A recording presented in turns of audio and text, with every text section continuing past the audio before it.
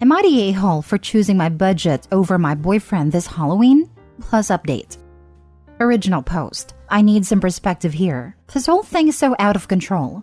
I, 28 female, own my house and my boyfriend, 29 male, moved in January. We had a ton of early money arguments and agreed that we would keep to a household budget. Also, he agreed to pay down his credit card debt. I have more flexibility in my personal spending than he does. Early after we moved in, my boyfriend told me that as a kid, he always wanted to live in one of the houses that were totally decorated for trick-or-treat and handed out full-size candy. Here's where I messed up. I took this as a comment and not a plan. When the end of September came, we went to the Halloween store and he was under the impression we had savings for this. I didn't know. We go over the monthly budget together and it was never listed. When he found out that there was no Halloween savings, we had an argument. Afterwards, I talked to friends who all said he had talked about trick-or-treat extensively and how much it meant. I chalked this one up to a misunderstanding on my part, so I came up with $500 of my money and went to him with an apology. He decided to buy one big piece, an animatronic clown and some lights, and it burned through the $500. Plus, he put a little on his own credit card. He wanted another big piece and was mad I wouldn't put in on my credit card. I asked if he wanted to put up handmade decorations or spider webs, but he said it would look cheap. A few weeks later, we had a fight over candy. He was still stuck on buying full-size bars. We easily get over 250 trick-or-treaters, and I said we just don't have that much money. So, we got the bulk bags of good small bars. I also have these little coloring books for the allergic and diabetic kids. Jump forward to Halloween. Early kids show up and he's letting them grab handfuls. I reminded him we have a ton of trick-or-treaters coming, and he got really annoyed. I had ordered a pizza for us, so I get it and go inside for about 10 minutes. By the time I came back out, the trick-or-treat bowls were empty. He had been dumping a third of a bowl in each kid's bag, and had given out all the coloring books to whatever kids came along. He then told me that I'd have to go run out and buy more candy on my credit card. I said I wasn't going to do that, and it wasn't my fault he just handed out 20 pounds of candy. He started yelling right there in front of the kids, and I told him to come inside. He responded that he wasn't stopped trick-or-treating even if there was no candy. I told him to have fun with the clown and went inside. He came in 15 minutes later, then demanded I leave for the night so that he could clear his head. He argued it was fair because I had already eaten, and it was my fault that trick-or-treat was ruined because I'm cheap. I handed the rest of the pizza at him and refused. He left and went to a friend's house, and I guess they spent the rest of the night drinking, handing out trick-or-treat candy and texting me how awful and cheap I am. Am I the a-hole? Now for the top comments before reading the update. Not the a-hole. It sounds to me like you're his ATM, not his girlfriend. Seriously, whatever issues he had to create so much credit card debt in the first place have not been resolved. He's fixing to ruin your credit rating, not raise his own. A lot of the debt is understandable. He spent part of his childhood in foster care, and his parents kicked him out when he was 18 with nothing really. He went into debt early to pay for his basic needs, never really learned how to have financial literacy. Only when I pointed it out did he start to pay more than the minimum on his debts, and start to work his way out of it. What does he bring to your relationship though? Does he pay bills, rent, contribute in any way? Or are you trying to save and change him? That's a trap people fall into trying to change their significant other, and it rarely if ever works. You end up wasting half your life on them. The fact he ran and cried to his friend and they texted you, basically how horrible you are, should give you a huge clue into what kind of person your boyfriend is. And it's not good.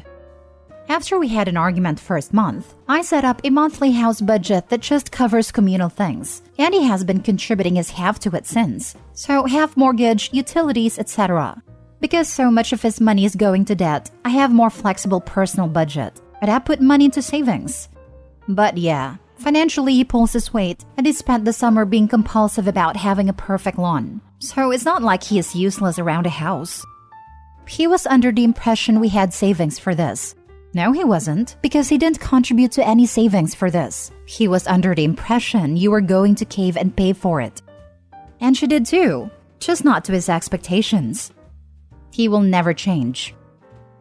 And now for the update. I posted an AITA in early November about something that happened with my boyfriend. He had spent a ton of money on Halloween decorations and blamed me for ruining trick-or-treat. I wasn't sure where to post an update, so here I am. Everyone, and I do mean everyone online, basically said I was in the right and said some truly dire things about my relationship. I won't lie, there was so much anger towards him. I sort of shut down. When I started getting requests from actual news sources for more information, I just basically logged out and just decided to forget anything ever happened. We met the next day, as he had spent a few nights at his friend's house. I said that for things to continue, we needed couples counseling, and I expected him to set up the whole thing. He was surprisingly open to this and said he would work on it, and that's where things started to unravel. Our mutual friends had been really in his corner, throwing shades at me. But I found out the story that he had told them was way off from the truth. In his version, I prevented any money for Halloween and had gone cheap on trick-or-treat candy and was only handing it out to children I liked. Once they sort of heard my version, backed up with pictures and receipts, the support went to me. In fact, his friends have been giving him a lot of cribbing about how he acted, which my now ex hates. In the meantime, he had been working on getting us counseling but found that getting therapy on his insurance meant months-long waiting lists. So instead, he came up with this couples coach who was religious. I'm not religious and wasn't thrilled by this, but figured it was better than nothing. Our first meeting was only 3 days after I posted. One funny thing that came up was that my ex immediately handed over a printout of the household budget, and the coach praised it. But the coach thought my ex was the one who wrote it, and that I was failing to follow it. So what followed was this weird thing where my ex wanted all the praise, but also wanted the coach to badmouth the budget because my ex hates it. It took the better part of the first session to explain to him the actual situation, and the coach was weird about the fact that it was the woman in the relationship dictating money, even though he liked the budget itself. This was a lot of issues later actually. The next day, one of our friends found a Reddit post and sent it to my ex and all hell broke loose, with him saying that I had betrayed his trust. Our next couples coaching session was all about that, and honestly, I felt terrible for airing his dirty laundry. The coach and my ex both dunked on me a ton in this time, that I had publicly humiliated my ex. Obviously, I'm updating, so I don't care about embarrassing my ex anymore. He has this username and will probably read this. Whatever. One thing that was seemingly positive at first about the coaching was the coach pointed out that my ex had never had the ability to have holiday traditions because of his upbringing. I genuinely felt bad about this, and rolling into Christmas made a huge attempt to incorporate him into my family's traditions and to ask if there's anything he wanted to do. He responded by crapping all over my family's traditions, and his only contribution was to suggest something really extravagant that would have cost a fortune. I swear, he only did this just to badmouth me when I said no. This was all bookended by our twice-a-week visits to the couples coach who I increasingly hated. He would go through super religious prayers and having issue with us living together before marriage. Neither my ex or I responded positively to this, but my ex would get really into it when the coach would talk about more misogynistic men as head of household stuff. When I said I'd prefer moving to a regular therapist, my ex said I was undermining his work getting us help. There's a dozen little things that happened in there where I should have broken up. But last week was the real final straw. Ever since my ex found a post I had made on Reddit, he has been obsessed with going through my phone. But because of my career, I wouldn't let him. I have a lot of emails and accesses on my phone that's sensitive information in regards to my work. I made a compromise that he could ask who I was texting, etc., and I'd show him at any point. This wasn't good enough. I don't know how he got into my phone, but he went through it fully and started raging out that I was keeping things from him. But none of it had any relation to him. Like I had a group chat where we were planning a wedding shower for a friend. He's only met this friend in passing. He knew I was helping plan it, but was mad that I hadn't let him know every little detail. Specifically, we were surprising the bride by flying in her aunt who she rarely sees. I wasn't contributing to this financially, just knew about it. And somehow my not telling him that specific little thing was keeping secrets? We were still fighting over this when we went to a party with friends. Apparently, in digging through my old chats, he found where a friend of mine had talked to me in confidence of a tragedy she went through. Only her husband and sisters were really in the know. My ex was drunk and started talking about this loudly about this to her with her husband right there. Her husband told her to shut up, but my ex basically got all superior about knowing things and there not being secrets. It was very close to being a fight. I told him not to come back to my house after that, and he seems really shocked we broke up. I'm still numb about all of this. But yeah, him? Never again. I remember that post. I'm sorry that he was such a loser. That whole Halloween thing was so weird and whiny of him, and absolutely a zero of the update is a surprise. It's so hard to imagine being the person posting these stories and hearing such a unanimous denunciation of your significant other. I can't imagine being able to break up with someone over the opinions of strangers, but that guy was bunk. I'm really glad that you're free of that controlling person, and I hope that he gets the help he needs. He won't, but we can say the words. I just went back and reread your first post. Just wanted to add, I'd completely forgotten about that weird $500 lawn clown. I guess you can too now. Too bad you can't return the ex and hopefully get a refund. I remember you. I knew exactly who you are before I went and reread your first post. First, I'm glad you broke up. You really do deserve better. I know your ex probably had some good traits, but his inability to budget, inability to take responsibility, and his overwhelming sense of entitlement doomed your relationship. It sounds like his time in foster care damaged him, and he is trying to fill that emotional void by buying expensive things for himself.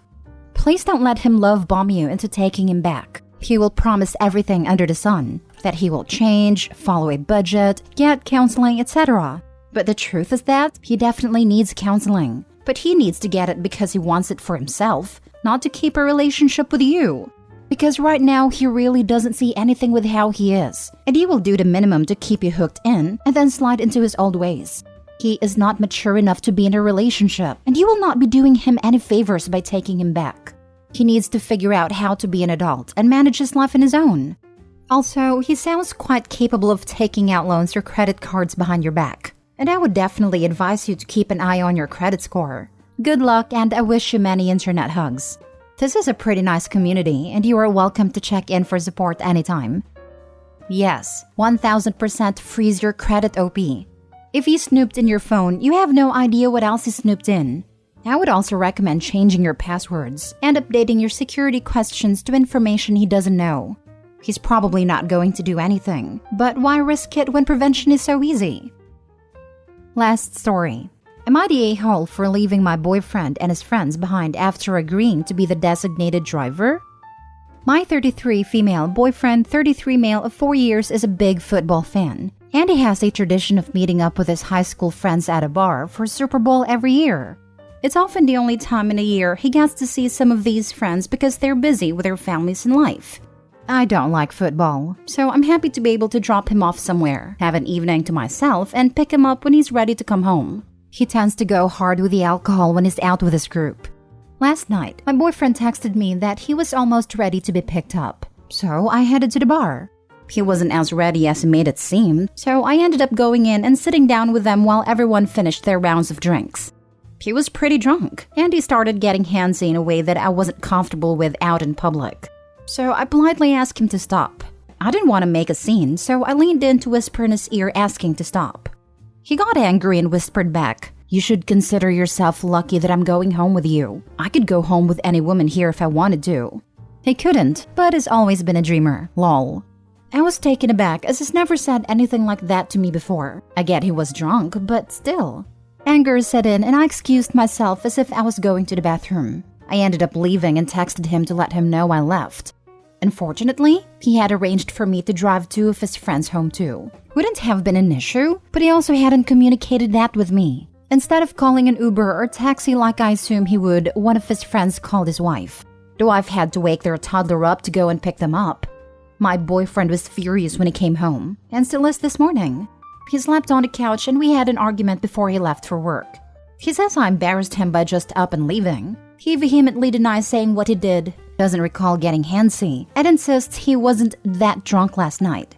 I also got an angry text from the wife saying I was an a-hole for leaving them drunk and stranded, forcing her to wake her toddler up to go and pick them up.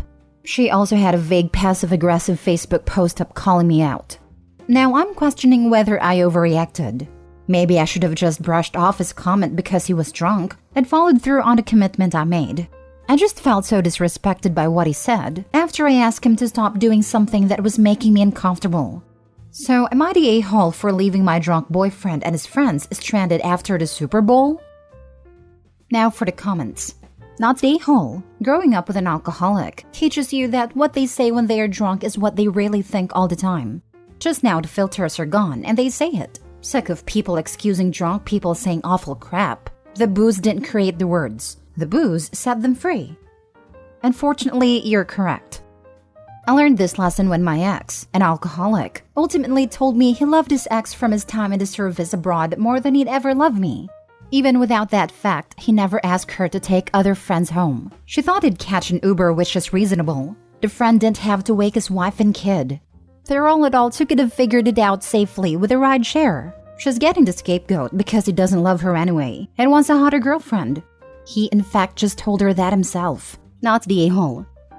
Not the a-hole. Unless you stay with your boyfriend, then you'd be an a-hole to yourself. He caused the first issue by asking you to get him, and then disrespecting you by not being ready when you got there. You were very accommodating to stay as long as you did. Strike one. Then he made you uncomfortable and told you that you should be grateful for it because he could just leave you. That's 100% him being an a-hole. Strike two. Then he asked the audacity to be angry with you, denying how big an a-hole he was, and failing to defend you to his friends and friend's wife? She's justifiably upset and no doubt was lied to about why you left, so she's upset with the wrong person. But that's your boyfriend's fault. Strike three. I'm sure you could list some sort of nice qualities he has that wouldn't be mentioned here. I don't see how they would redeem his disrespect.